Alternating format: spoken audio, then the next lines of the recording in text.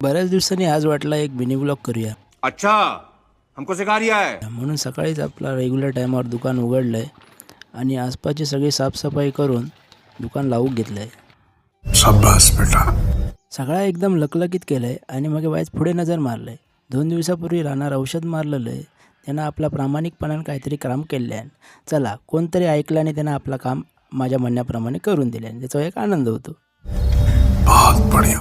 घड्याळातले काट्यावर काटो चढलेलो माका काय बघवलं नाही. तसे डोळे ढाकलंय आणि सरळ कणकवले पळ काढलंय. वाईट शायनिंग मारूसाठी मोबाईल काढलाय. तशी सुधारपणे लकलकली आणि शायनिंग मारूची इच्छाच मेली. ये बड़ी अच्छी बात कही आप. आमच्या पिंट्याच्या भाषेत सांगत आता सरळ 5 वगैरे टाकलंय आणि हायवे गाठलंय. विघ्नहर्त्या गणपती गजाननाला असं रे बा म्हटलंय आणि पुढे नायकाच्या पंपावर घुसलंय. मालिक वो देखो. ये सब क्या देखना पड़ रहा है. आता ह्या काय तर बघा. ह्या काय चालला तर माका काय कळाला नाही, पण तुमका कळला तर नक्की कमेंटमध्ये माका सांगा. आता ह्याचा आणि काय चालला. कौन है ये लोग, कहाँ से आते हैं. तसं गोळेकरांच्या दुकानात गेलं तसं तिथे आपलं एक सबस्क्रायबर, फॉलोअर, मित्र, एक चांगलो माणूस, ज्या आयुष्यात जी काही नेमकी थोडी चांगली माणसं माका भेटली ना त्यांच्यापैकी ह्यो एक. त्याचं नाव संतोष. संतोष काय म्हणतोस. अरे पण ह्या शेजाऱ्याचा चालला हा काय नक्की करता हा काय हो. अरे कहना क्या चाहते हो. बाजाराचो शेवटचा स्टॉप येत आगत गाडीवर इतको लोड झालो.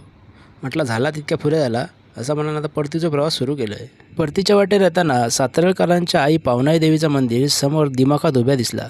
मंदिराचं नवीन चालू असलेला बांधकाम अतिशय सुबक आणि लक्षवेधी असा. या नवीन बांधकामामुळे सातारकरांच्या या पारंपरिक वारशात भर पडतली ह्या नक्कीच. मंडळी, पावसांची दडी मारल्यानं ते का 15 दिवस उलटून गेले. पाऊस काय अजून उगावलो नाही. ह्याच्या पुढे काय हालत होतली हे तुम्ही ओळखानच जाऊची असा.